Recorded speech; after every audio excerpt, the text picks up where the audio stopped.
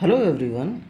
Next question देखते हैं UPPCS prelims में आए हुए प्रीवियस ईयर के क्वेश्चंस को, जो कि इंडियन पॉलिटी से रिलेटेड हैं और ये 2015 के क्वेश्चन हैं।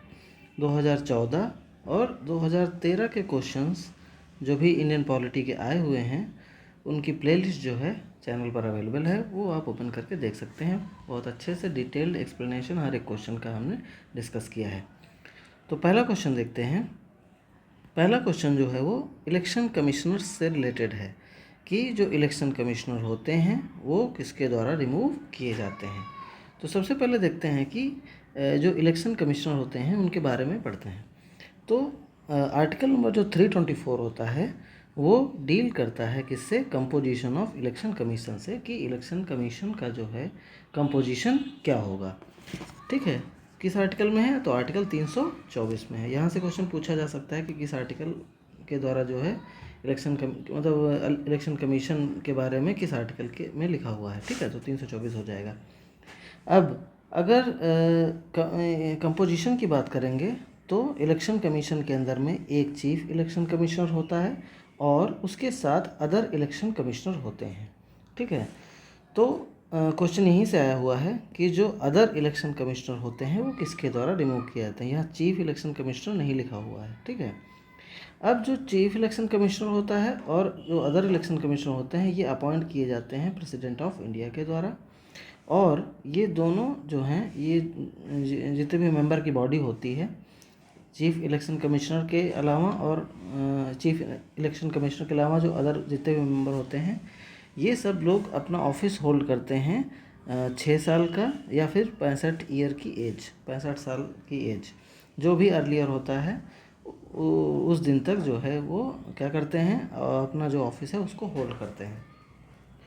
तो क्योंकि इन्हें अपॉइंट किया जाता है प्रेसिडेंट ऑफ इंडिया के द्वारा, तो ये रिमूव भी किसके द्वारा किए जाते हैं, प्रेसिडेंट ऑफ इंडिया के द्वारा। लेकिन अदर मेंबर्स की बात करेंगे तो प्रेसिडेंट ही इन्हें रिमूव करता है, लेकिन रिकमेंडेशन किसकी होती है, चीफ इलेक्शन कमिश्नर की रिकमेंडेशन होती है, तभी जो है प्रेसिडेंट इन्हें रिमूव करता है। तो आंसर हमारा यहाँ से क्या हो जाएगा, सी हो जाएगा।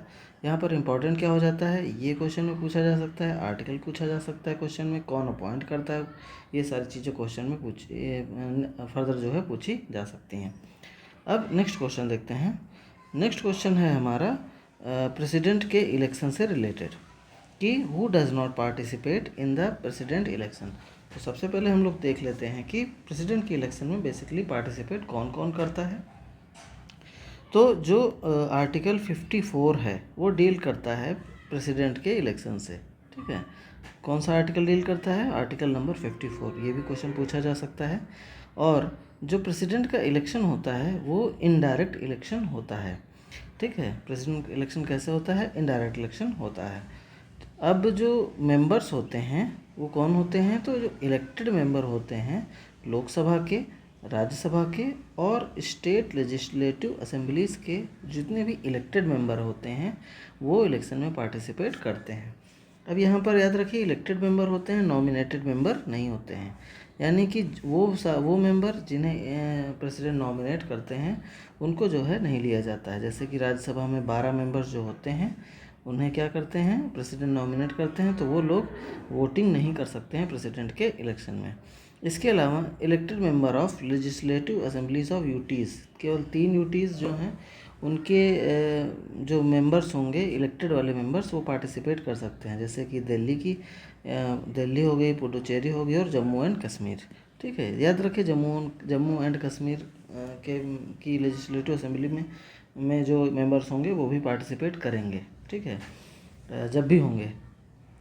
अब कुछ इंपॉर्टेंट फैक्ट्स की बात कर लें। जैसे कि जो प्रेसिडेंट होता है वो हमारे यूनियन एग्जीक्यूटिव का पार्ट होता है। यूनियन एग्जीक्यूटिव में कौन कौन होता है, तो प्रेसिडेंट होते हैं, vice president, prime minister, council of minister और अटॉर्नी जनरल ऑफ इंडिया। ये सारे जो हैं यूनियन एग्जीक्यूटिव में आते हैं, यानी कि कंबाइंडली इनको यूनियन एग्जीक्यूटिव बोला जाता है।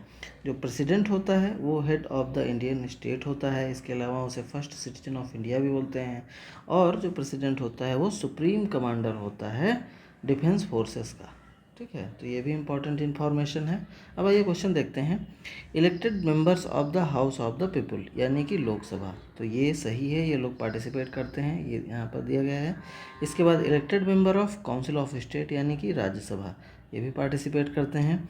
अब elected member of legislative assemblies of the state, तो ये स्टेट की लेजिस्लेटिव असेंबली में जो लोग होते हैं इलेक्टेड में, वो भी पार्टिसिपेट करते हैं।